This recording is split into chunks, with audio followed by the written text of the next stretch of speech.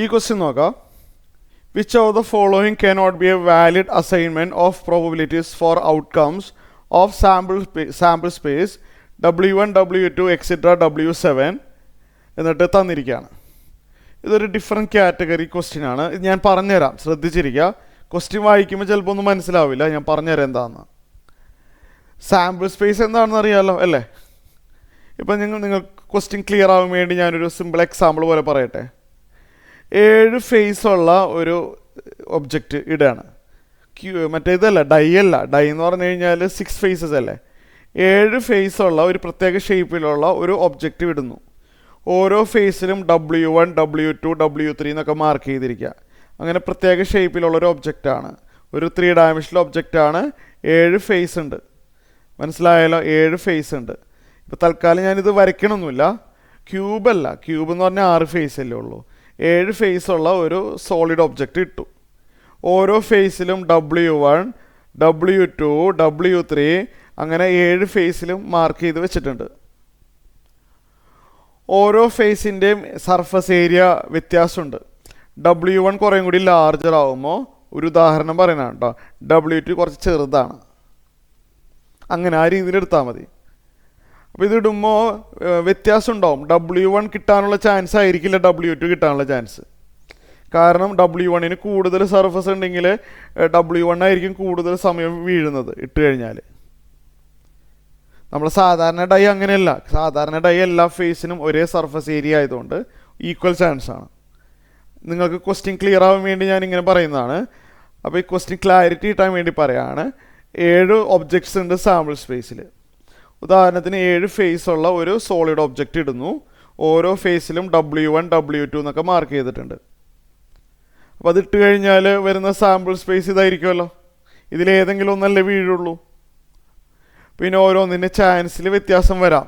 കാരണം അറിയാമല്ലോ, സർഫസ് ഏരിയയിലുള്ള വ്യത്യാസം കൊണ്ട് W1 ചാൻസ് ആയിരിക്കണം എന്നില്ല W2 വരാം. അപ്പോൾ ഈ തന്നിരിക്കുന്ന കേസിൽ ഏതാണ് വാലിഡ് ആയിട്ടുള്ള പോസിബിലിറ്റീസ്? ഇതിലേതാണ് വാലിഡ് ആവുന്നത്? 2 കാര്യങ്ങൾ അറിയണം. അതിൽ ഏറ്റവും പ്രധാനപ്പെട്ട കാര്യം, പ്രോബബിലിറ്റിയുടെ വാല്യൂ 0നും 1നും ഇടയ്ക്കായിരിക്കും. W1 ചാൻസ് എന്ത് തന്നെ ആയിക്കോട്ടെ, അത് 0നും 1നും ഇടയ്ക്കേ വരാൻ പാടുള്ളൂ. അതേപോലെ W2, W3 അതിനൊക്കെ ഇതേ കണ്ടീഷൻ. അപ്പോൾ അങ്ങനെയാണെന്നുണ്ടെങ്കിൽ ചില ആൾക്കാർ അപ്പം തന്നെ നമുക്ക് ഒഴിവാക്കാൻ പറ്റും.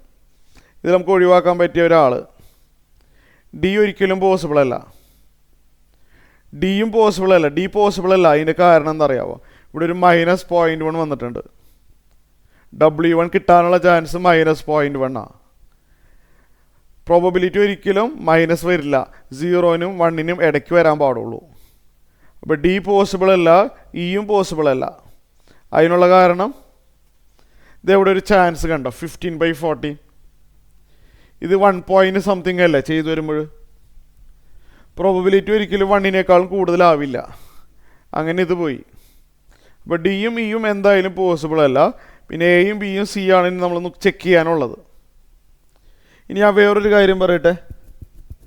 സാമ്പിൾ സ്പേസിനകത്തുള്ള ഓരോ എലമെൻറ്റിൻ്റെ ചാൻസുകൾ ആഡ് ചെയ്ത് കഴിഞ്ഞാൽ 1 ആയിരിക്കും. അതൊന്ന് റിസൾട്ടായിട്ടൊന്ന് ഓർത്ത് വെച്ചേക്കട്ടോ, നോട്ടായിട്ട് എഴുതി വെച്ചോ. എന്താണ് ഇവിടെ സെൻറ്റൻസിൽ എഴുതുക? സം ഓഫ് പ്രോബബിലിറ്റീസ് സെൻറ്റൻസിൽ എഴുതുക. അതൊന്ന് ഓർത്ത് വെച്ചാൽ മതി. ഓഫ് എന്താണ്? Each sample points. സാമ്പിൾ സ്പേസിനകത്തുള്ള ഓരോ മെമ്പേഴ്സിനെയും സാമ്പിൾ പോയിൻ്റ് എന്ന് പറയാം. Is always 1. മനസ്സിലായല്ലോ? ഇപ്പോൾ ഉദാഹരണത്തിന് ഒരു കോയിൻ ടോസ് ചെയ്തു, ഹെഡ് അല്ലെങ്കിൽ ടെയില്. ഹെഡ് വീഴാനുള്ള ചാൻസ് 1/2, ടെയിൽ വീഴാനുള്ള ചാൻസും 1/2.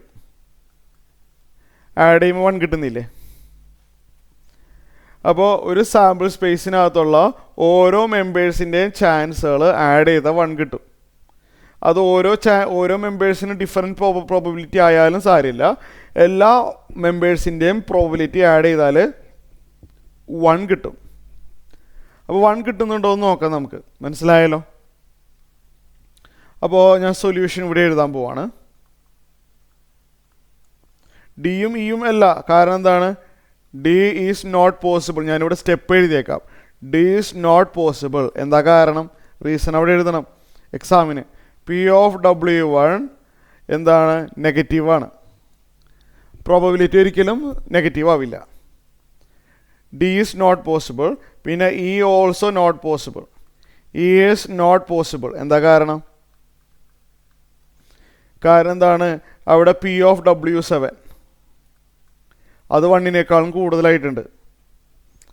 0-നും 1-നും ഇടയ്ക്കാവണമെന്നല്ലേ പഠിച്ചിട്ടുള്ളത്? പിന്നെ ഇത് ഈ കാര്യം അറിഞ്ഞിരിക്കണേ. ഇനി നമുക്ക് ഈ ഫസ്റ്റ് കേസ് നോക്കിയാലോ? എ ശരിയല്ലേ? എ നോക്കാം. Consider A. എ കൺസിഡർ ചെയ്യുക. P(W1) പ്ലസ് P(W2) എക്സിട്രാ P(W7) എല്ലാം ആഡ് ചെയ്താൽ 1 വരണോ അല്ലേ? 1 വരുന്നുണ്ടോ എന്നൊന്ന് ചെക്ക് ചെയ്താലോ?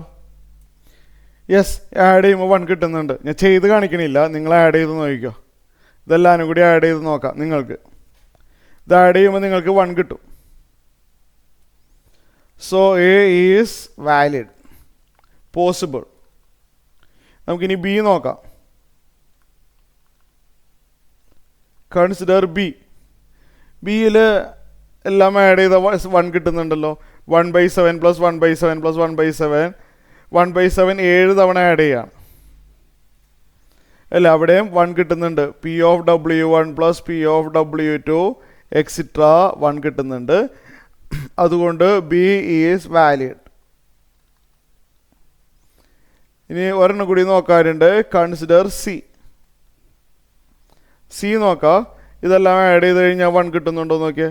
0.1 പ്ലസ് 0.2 0.3 0.3 പ്ലസ് 0.3 0.6 0.6 പ്ലസ് 0.4 1 ക്രോസ് ചെയ്ത് പോകുന്നുണ്ട്.